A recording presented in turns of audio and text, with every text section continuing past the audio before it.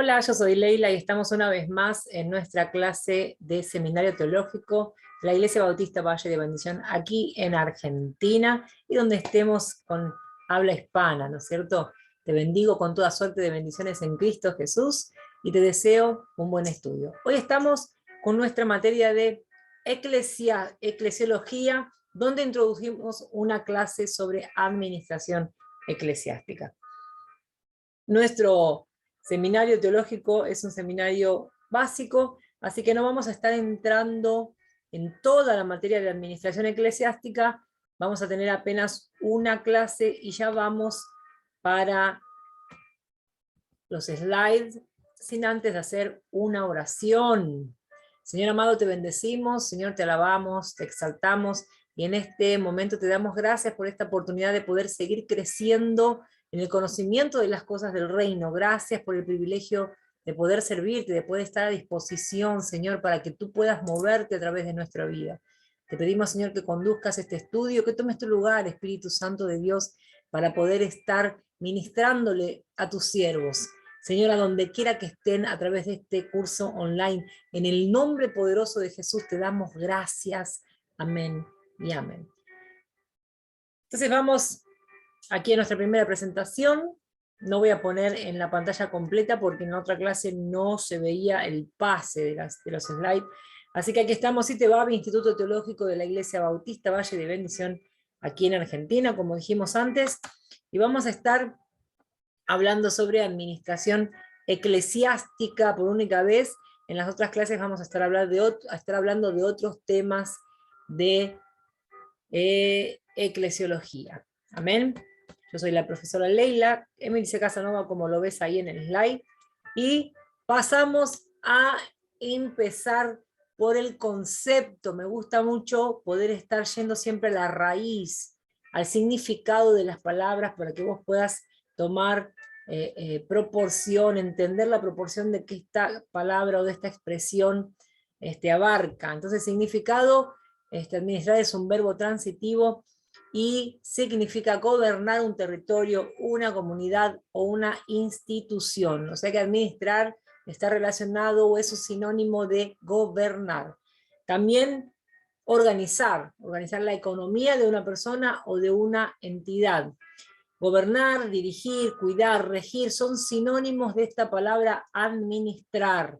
Para que podamos ampliar el concepto y podamos entenderlo mejor, es bueno que podamos pensar, cuando pensamos en administrar, en gobernar, dirigir, cuidar y regir. Entonces, si hablamos de administración eclesiástica y podemos compartir el concepto de administrar, vamos a también a explicar o leer al respecto del significado de eclesiástica o eclesiástico. Viene de la palabra eclesia, nombre femenino, que en sus orígenes tenía que ver con la asamblea legislativa de ciudadanos en la antigua Atenas. O sea que desde el principio, desde el origen de la palabra, tiene que ver con la asamblea, con la agrupación de personas. Amén. Entonces, eclesiástico o eclesiástica es referido directamente de la iglesia, particularmente de los clérigos o relacionado con ella. El Papa, por ejemplo, es la máxima autoridad eclesiástica católica. Entre nosotros, el ejemplo sería, por ejemplo, el pastor fundador o el pastor presidente, la pastora presidente, sería la máxima autoridad eclesiástica. Cuando hablamos de un orden eclesiástico, hablamos del orden del clero, del orden de los sacerdotes, del orden del cuerpo de Cristo, del orden de sus sacerdotes. Amén. Entonces, nombre masculino es la segunda opción de su significado, y dice, hombre que ha recibido alguna de las órdenes sagradas que otorgan las iglesias cristianas y que por consiguiente pertenece al clero. Amén. Estos son los significados que buscamos directamente en el diccionario para que podamos ampliar el concepto en nuestra mente. Dice, según el orden divino, lo que dice la palabra y por qué venimos a entrar en esta parte de la eclesiología, que es la administración eclesiástica. uno de los referentes bíblicos es en 1 de Corintios, capítulo 14, versículo 40, donde dice que todo lo que hagamos, lo hagamos con orden y decencia. De ahí viene uno de los conceptos sobre la administración eclesiástica. Entonces, para volver a la raíz de esta materia en eclesiología, es la parte de la teología cristiana que dedica su estudio al papel que desempeña la iglesia como una comunidad o entidad orgánica, y a la comprensión de lo que iglesia significa en su papel en la salvación, en su origen, en la relación con Jesucristo histórico, su disciplina, su destino y su liderazgo. Amén. Entonces, esta es la parte de eclesia o eclesiástica, para que podamos entender por qué o cómo, a qué se refiere la administración eclesiástica. Entonces hablamos que administración acerca de gobernar, de ordenar, de organizar, y eclesiástica tiene que ver con las cosas de la iglesia, o podríamos ponerle las cosas del reino. Entonces es el bien administrar de las cosas del reino, en resumidas cuentas. Entonces, tenemos algunos ejemplos bíblicos de los cuales podés tomar ahí referencia, después separarte un poquito para estar leyendo esos pasajes. Tenemos desde la creación en el Génesis 1 y 2, cuando Dios le da esa orden o esa orientación al hombre acerca de cuál era su función, ¿no es cierto? Tenemos en el Éxodo 18:13, la organización del campamento y del tabernáculo en Números 2, 3 y 4, Cristo y sus discípulos, como en Marcos 3 y Lucas 16 y Juan 20.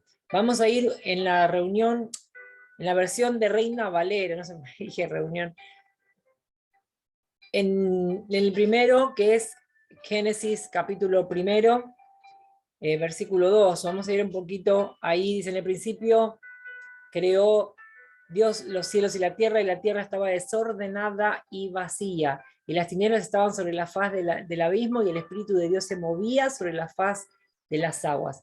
Fíjense que lo primero que se registra acá, que cuando Dios se mueve sobre la tierra, sobre la faz de la tierra, observa que ella estaba desordenada y vacía. ¿Ok? Entonces lo primero que entendemos es que ese vacío era de la presencia de Dios, porque es el opuesto de Dios, el desorden, el caos. Entonces cuando Dios está, las cosas toman orden, Dios trabaja en el orden, Dios trae orden a nuestra vida, Dios cuando viene con su presencia ordena todo, pone todo en orden. Entonces podemos ver que lo vacío, a qué vacío se refería, que era la presencia de Dios. Y las tinieblas estaban sobre la faz del abismo, porque estaban las tinieblas sobre la faz del abismo. Amén. Y el Espíritu de Dios se movía sobre la faz de las aguas. Y dijo Dios: sea la luz, y fue la luz, y vio Dios que la luz era buena, y separó Dios la luz de las tinieblas. Y ahí empezó el orden divino, como Dios lo estableció. El punto 2, en el Éxodo, en el libro de Éxodo, vamos corriendo a Éxodo, en el capítulo 18, versículo 13, habla sobre los nombramientos de los jueces, ¿no es cierto?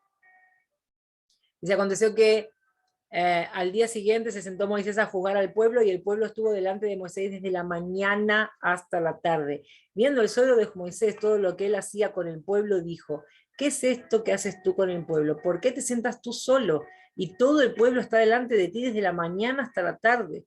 Y Moisés respondió a su suegro: porque el pueblo viene a mí para consultar a Dios. Cuando tienen asuntos, vienen a mí, y yo juzgo entre el uno y el otro, y declaro las ordenanzas de Dios y sus leyes. Entonces el suegro de Moisés le dijo: no está bien lo que haces, desfallecerás de todo tú y también este pueblo que está contigo, porque el trabajo es demasiado pesado para ti, no podrás hacerlo tú solo. Oye ahora mi voz, yo te aconsejaré, y Dios estará contigo. Está tú por el pueblo delante de Dios, y somete tú los asuntos a Dios, y enseña a ellos las ordenanzas y las leyes, y muéstrales el camino por donde deben andar, y lo que han de hacer. Además escoge tú de entre todo el pueblo varones de virtud, temerosos de Dios, varones de verdad, que aborrezcan la avaricia, y ponlos sobre el pueblo por jefes de millares, de centenas, de 50 y de 10. Ellos juzgarán al pueblo en todo tiempo, y todo asunto grave lo traerán a ti, y ellos juzgarán todo asunto pequeño. Así liberarás la carga sobre ti, y la llevarán ellos contigo. Si esto hicieres, y Dios te lo mandare, tú podrás sostenerte, y también todo este pueblo irá en paz a su lugar.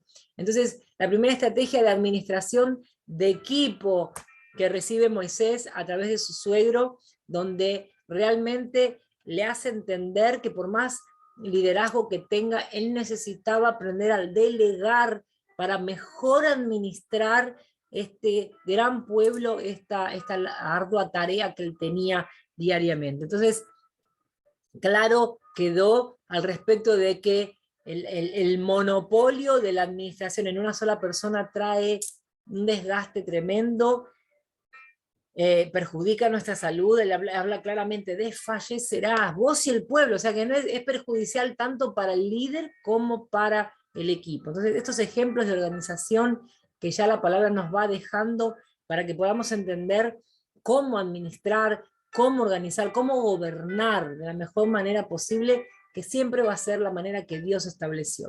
Amén. Entonces, organización del campamento y del tabernáculo. Viene entonces en el libro de Números, capítulo 2, a partir del versículo 1, y dice así: campamentos y jefes de las tribus. Habló Jehová a Moisés y a Aarón, diciendo: los hijos de Israel acamparán cada uno junto a su bandera bajo las enseñanzas de las casas de sus padres. Alrededor del tabernáculo de reunión acamparán.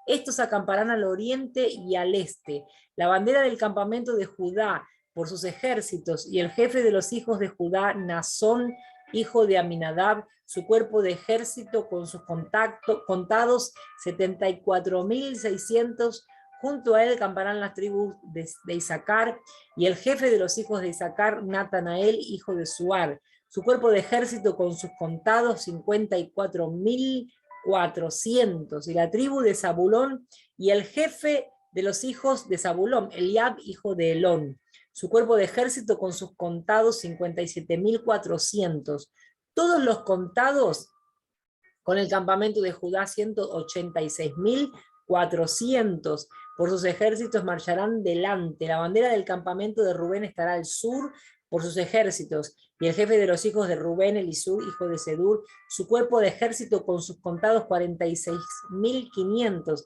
acamparán junto a él los de la tribu de Simeón, y el jefe de los de Simeón, Selumiel, hijo de Suri Sadai, su cuerpo de ejército con sus contados 59.300, y la tribu de Gad, y el jefe de los hijos de Gad, Eliasaf, hijo de Reuel, su cuerpo de ejército con sus contados 45.650, todos los contados con el campamento de Rubén 151.450, por sus ejércitos marcharán los segundos. Luego irá al tabernáculo de reunión con el campamento y los levitas en medio del campamento en el orden que acampan, así marchará cada uno junto a su bandera.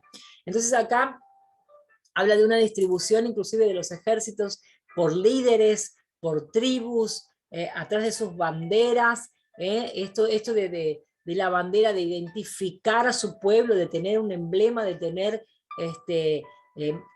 estrategias para que el pueblo pudiera identificar el lugar que les correspondía. Qué interesante las estrategias que Dios le va dando específicas a su pueblo para ir organizándose, para saber gobernar, para saber conducir al pueblo.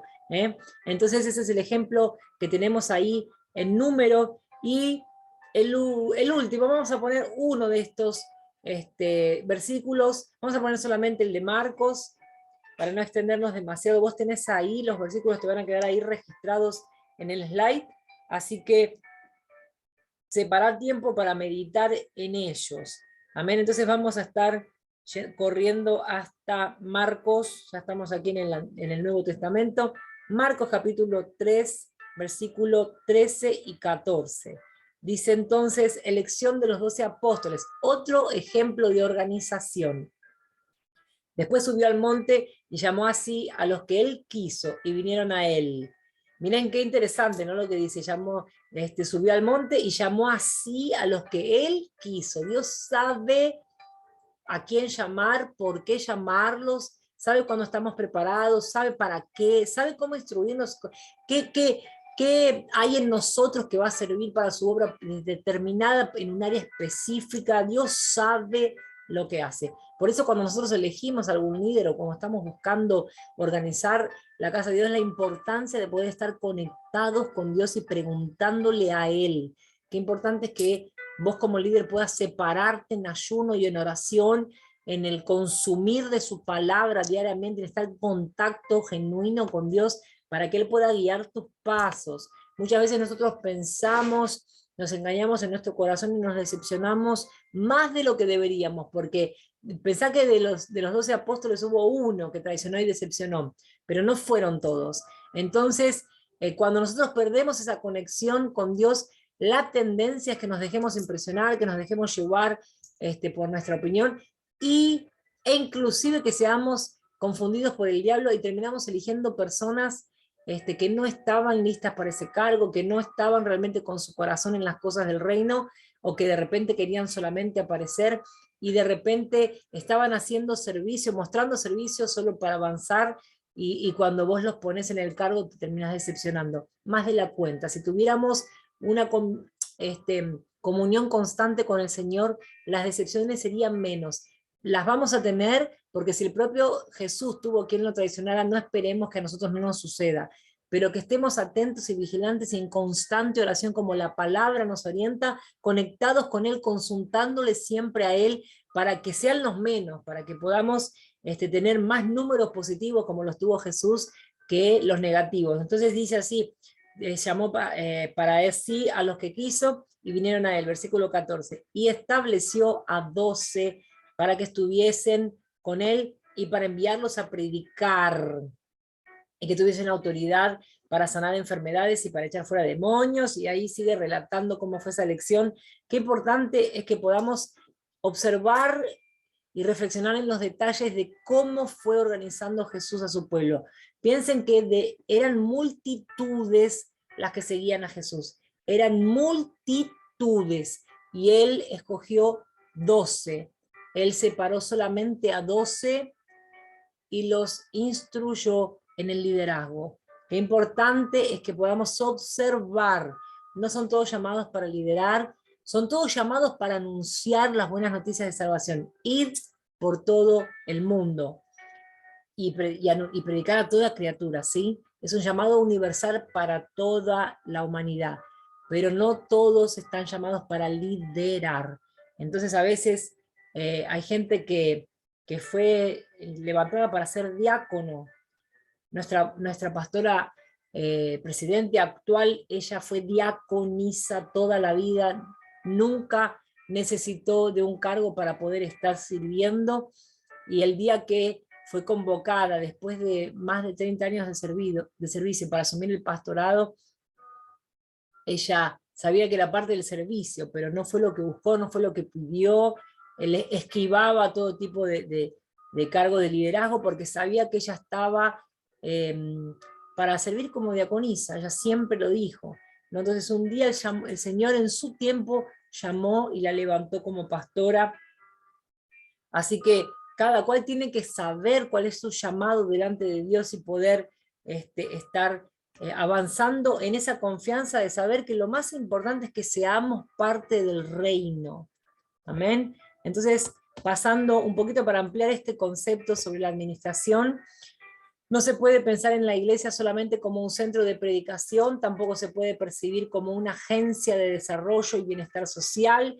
La iglesia es una institución divinamente establecida para desarrollar un programa integral, que es predicar, enseñar, pastorear y administrar. El líder cristiano opera en un verdadero cuadrilátero de funciones: predicador, educador, pastor y administrador. Entonces definimos un poquito estos términos: administración es un conjunto de funciones que se realizan para administrar, o sea, gobernar, organizar una economía. Administrador, persona que tiene por oficio administrar los bienes de otros. Administración eclesiástica, por fin, es el proceso por el cual la iglesia como cuerpo alcanza sus objetivos a través de sus miembros mediante la apreciación, la planeación, preparación, organización, ejecución y evaluación y control de resultados. Tenían que ser 7 los puntos, ¿no? Qué importante es que vos y yo podamos entender cuál es nuestro lugar dentro del cuerpo de Cristo, asumir nuestro lugar hoy, ¿no? Porque tal vez mañana, así como te di el ejemplo de nuestra pastora presidente, tal vez mañana, que no tiene por qué ser en el tiempo de otra persona, cada cual tiene su tiempo debajo del cielo, delante de la presencia de Dios y delante de su obra. Entonces, nunca te compares con otros, nunca estés especulando si a fulano lo llevaron a evangelista, porque a mí no, yo estoy hace más tiempo. Ella fue una de las primeras columnas de la iglesia de nuestro ministerio Valle de Bendición, allá en Brasil.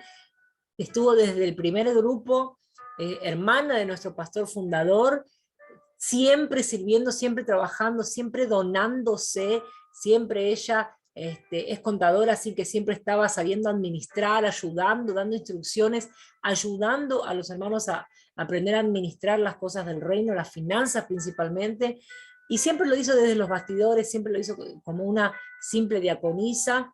Después de 20 años de servicio la llevaron a supervisora de área porque realmente manejaba muy bien la administración, pero siempre siguió como diaconisa, nunca deseó un cargo eclesiástico. Y luego de la muerte de nuestro pastor, por unanimidad en asamblea fue votada para ser nuestra pastora presidente. Fue pedida por unanimidad por todos los pastores. Qué lindo, qué maravilloso es cuando el pueblo, no solamente Dios te llama, sino que el pueblo reconoce ese llamado y lo conclama. Qué maravilloso que es cuando que no estés necesitando decir o pidiendo que te consagren y que eso fluya realmente en el tiempo que tenga que fluir. Así que yo te animo a que te enfoques en las cosas del reino, en crecer, en instruirte, en capacitarte, porque tu llamado va a fluir en el tiempo de Dios. Tranquilo, descansa en su presencia y disfruta el proceso de simplemente ser parte del cuerpo, de simplemente ser parte del reino, de simplemente ser parte del ejército más poderoso de la tierra, que es el ejército de Dios. Amén. Ser llamado hijo de Dios es la honra mayor que vos y yo podemos tener, mucho más que un cargo, ultrapasa la capacidad o la honra que un cargo pueda traer a tu vida. Amén. Entonces, cargo para nosotros debería ser sinónimo de responsabilidad y compromiso, de donación, de servicio. Amén. Pasamos entonces a un poquito más a hablar sobre la administración eclesiástica y su definición según, por ejemplo, la capellanía internacional, según el F. Brecht, y un poquito más, creo que tengo una definición más.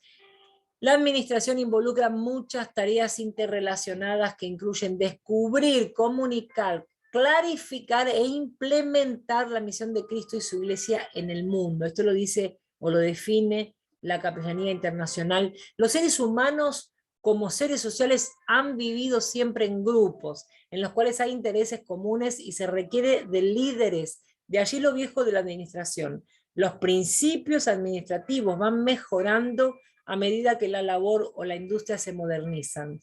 En un proceso social que lleva consigo la responsabilidad de planear y regular en forma eficiente las operaciones de una empresa para lograr un propósito dado, se define, entonces se concibe la administración como un proceso funcional que consiste en apreciar, planear, preparar, organizar, ejecutar y evaluar. Tiene que tener esas partes. Obviamente saqué algunos conceptos de la propia palabra administración. Estuve buscando varias opiniones diferentes definiciones según los diferentes estudiosos, y entonces quería compartir el concepto bien amplio para que vos y yo podamos reflexionar sobre él y poder entender cómo traerlo a esto que es la administración de las cosas del reino. 5 consejos separé acá de los muchos que encontré y traté de resumirlo de acuerdo a mi experiencia en la obra de Dios, así que quisiera compartir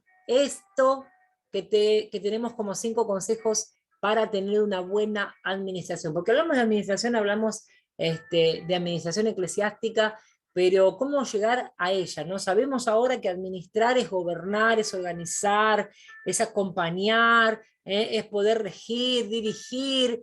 Entonces abarca varios conceptos, me van ampliando el concepto en mi cabeza, pero entonces ahora ¿cómo hago para administrar bien? Porque la idea es que uno pueda tener esa guía, ese rumbo de cómo administrar bien. Muchos ejemplos hay, muchos ejemplos yo he tenido también en varios líderes por los cuales he pasado de cómo administrar mal. He aprendido algunas experiencias negativas, he tenido algunas experiencias negativas y sé qué es lo que no debo hacer. Por ejemplo, concentrar todo en el liderazgo y no repartir, no delegar, no llevar esa responsabilidad al equipo y acompañarlos. No ayuda a la iglesia, no ayuda al cuerpo, no nos ayuda a crecer como cuerpo de Cristo, y además concentra todo de una forma casi monárquica, no entendemos el concepto. Deberíamos cuidar las cosas del reino con celo al punto de sentir, experimentar el temor de Dios cuando, por ejemplo, tocamos la plata de la iglesia, cuando vamos a hacer un gasto, no dejarse llevar por el corazón de uno, decir, bueno, yo quiero, no es mi obra, no es mi casa, no es claro que es mi casa, la casa de mi padre, pero no de mi propiedad exclusiva y de mi uso exclusivo. No es lo mismo que mi casa propia, personal, donde yo habito, donde yo moro, pero la casa de mi padre es la casa de todos también. Entonces debemos tener mucho cuidado a la hora de administrar. Necesitamos tener la alerta de estar trabajando en equipo, de no estar, por más que sea la mejor intención que yo pueda tener como obrero de la casa de Dios, no estar tomando decisiones jamás sin consultar a tu líder principal, jamás. Y al mismo tiempo, el líder sano, el líder sabio, siempre plantea las situaciones y las necesidades de la iglesia en asamblea, a los obreros activos principalmente, cuando son asuntos que no conviene hablarlos abiertamente en asamblea, porque traería más desgaste y más discusión, y vos como líder necesitas tener esa afinidad para diferenciar un asunto de otro. Entonces llevarlo al equipo de liderazgo, al grupo de líderes, para poder estar conversando, debatiendo y viendo siempre las mejores opciones. Una de las enseñanzas de la palabra es que en la multitud de consejeros se encuentra la sabiduría. Entonces que podamos tener esa humildad como líderes de estar siempre recurriendo a nuestro equipo de trabajo, estar conociéndolo y trabajando juntos. Entonces esos 5 consejos para tener una buena administración en tu iglesia son estos: tener control y registro de las tareas. Esto habla de una planificación consciente y eficiente que va a traerte una eficacia. Gestionar el tiempo y las metas. Necesitamos no solamente planificar, sino estar gestionando el tiempo, concentrándonos en aquello que establecimos como ruta de trabajo, tratar de estar cortando todas las distracciones que puedan aparecer. A veces las emergencias nos roban un tiempo precioso. Tenemos que aprender a diferenciar cuáles son las emergencias de las cosas importantes, de las cosas que deberíamos dejar para después. Hay una necesidad de aprender a administrar también el tiempo, y para saber cómo ejecutamos esas tareas que establecimos como trabajo de administración en nuestra iglesia. El trabajo en equipo es fundamental, poder estar identificando el equipo que está con vos. ¿Cuál es mi equipo? No sirve de nada armar un gran equipo solamente por poner un gran equipo, por poner un número de personas, decir, ay, yo tengo 50 personas trabajando conmigo, y de repente de esas 50 contás apenas con 10.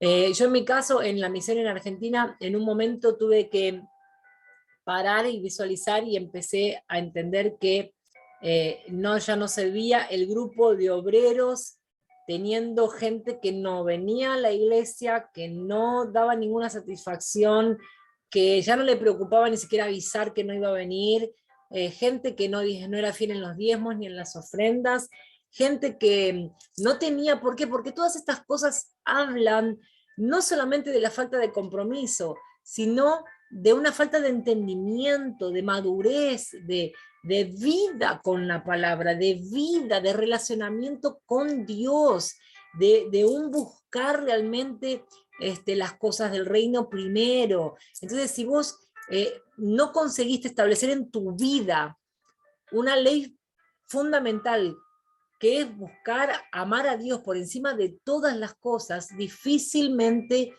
vas a poder producir en el reino, difícilmente vas a poder ser parte del servicio, porque siempre van a estar surgiendo emergencias, siempre van a estar surgiendo problemas, siempre van a estar apareciendo distracciones. El enemigo va a tener a esa gente bombardeada constantemente y esa persona mareada sin saber resolver. Cuando nosotros establecemos como meta en nuestra vida, y eso nos pasa a todos, me pasó a mí, cuando me cayó la ficha y dije, no, tengo que buscar las cosas del reino, y para poder estar buscando primero las cosas del reino, yo necesito enfocarme, porque cada vez que me pongo una meta, el enemigo viene y me da un golpe por el costado, explota una bomba por el otro costado, empiezan las distracciones, empiezan los líos, yo necesito enfocarme, así se levante el infierno entero, yo tengo que cumplir la meta que me puse. Entonces, cuando me propuse empezar a diezmar, así lo hice. Cuando me propuse empezar a congregar fielmente todas las semanas, así lo hice. Cuando me propuse empezar a servir, me cayó la ficha y dije, no, listo, ya está. Ya recibí, ya pasé por este proceso de liberación, de sanidad. Yo ya recibí, ahora necesito empezar a dar, necesito empezar a servir. Me cayó la ficha, escuché una prédica y dije, uy, yo ya tengo que servir. Entonces empecé a proponerme servir, simplemente. Empecé a orar primero, empecé a decirle, bueno, papá, vos viste que yo estoy estudiando, estoy trabajando, estoy juntando para comprar mi terreno, necesito tiempo, ¿cómo hago? La única forma sería que yo empiece a trabajar menos ganando lo mismo. Y la respuesta de Dios fue empezar a darme clientes y alumnos donde yo empecé a ganar el doble, pero trabajando menos. No era lo mismo, no ganaba lo mismo, empecé a ganar el doble. Entonces cuando yo empiezo a hacer el balance mensual y digo, wow, el Señor no solo me respondió mi oración, sino que la superó. Yo dije, no me puedo hacer la tonta. Cuando hago el balance y veo los números, digo, realmente esto es la respuesta de Dios. No puedo faltar a mi compromiso. Yo le dije que si Él me reducía en mi tiempo, yo empezaba a ganar más, y por menos tiempo, yo le iba a donar mi tiempo para empezar a servir. Y entonces así lo hice. Entonces, desafía tu fe en las cosas que vos veas que todavía no podés, empezar a orar, empezar a ponerte objetivos claros delante de Dios y hablarlo con papá. Dios te va a ayudar ahí donde vos no podés todavía mover porque excede, de repente trabajando para una empresa, de repente trabajando para otras personas, exceda tu capacidad de dominio, de decir, bueno, yo esto lo cambio y listo. No, vos cumplís un horario, cumplís un servicio y no mandás sobre eso. Entonces ahí es donde entra tu fe, donde tenés que poner tu fe en acción y empezar a hablar con el jefe. Él es el jefe, ¿ok?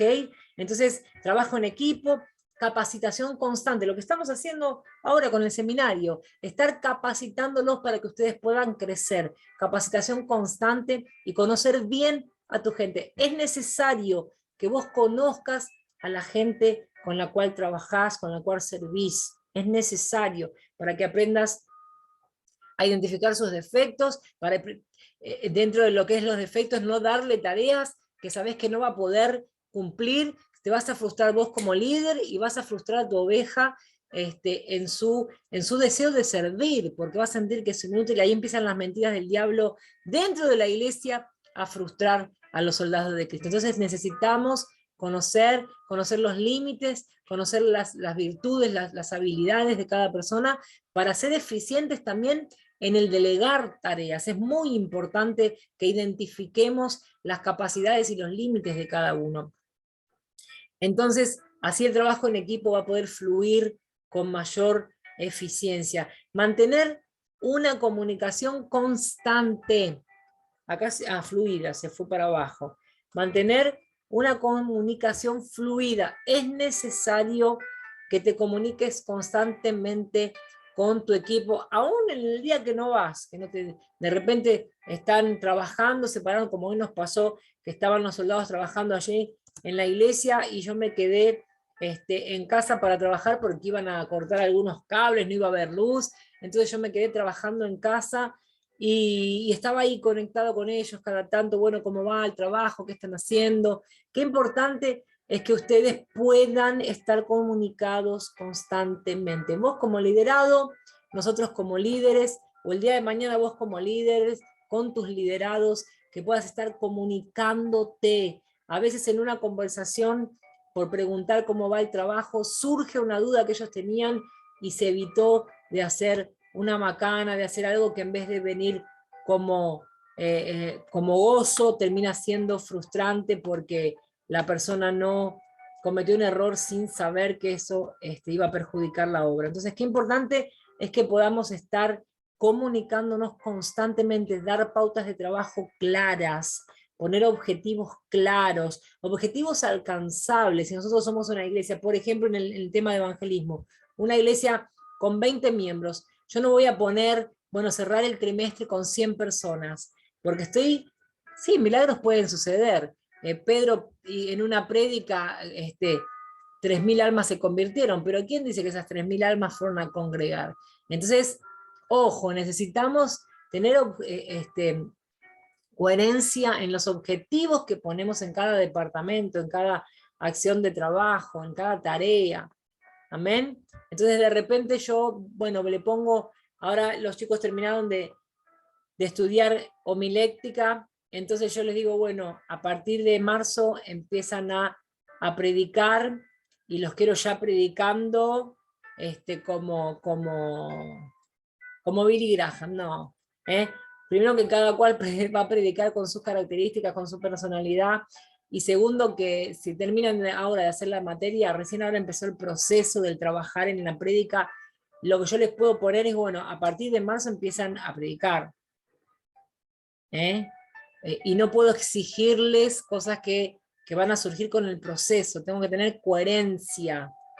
Amén. Entonces, cerrando nuestra clase, recuerda que en la administración debes proyectar, planificar, controlar, acompañar y animar a tu equipo. Trabaja siempre en equipo, así sean 2 o 3, ya son equipo. Amén.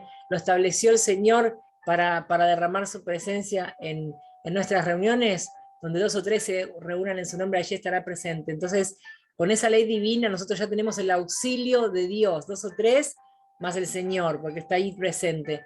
Entonces, a partir de ahí, ya somos equipo, ya podemos trabajar, ya podemos proyectar cosas, ya podemos organizarnos. Entonces, en el nombre de Jesús, yo te deseo que tengas una administración de suceso, que tengas éxito en todo lo que emprendas, principalmente en las cosas del reino, porque todo lo demás vendrá por consecuencia. Que Dios te bendiga con toda suerte de bendiciones en Cristo Jesús, y nos vemos en la próxima clase sobre eclesiología. Vamos a estar cerrando nuestro tema, continuando, entendiendo lo que significa eclesiología en esto del papel que cumple la iglesia en la sociedad, para qué fue llamada y para qué, cuáles son los lugares que abarca, cuáles son las funciones que debería cumplir la iglesia de Jesús en esta tierra. Bendiciones y hasta la próxima clase.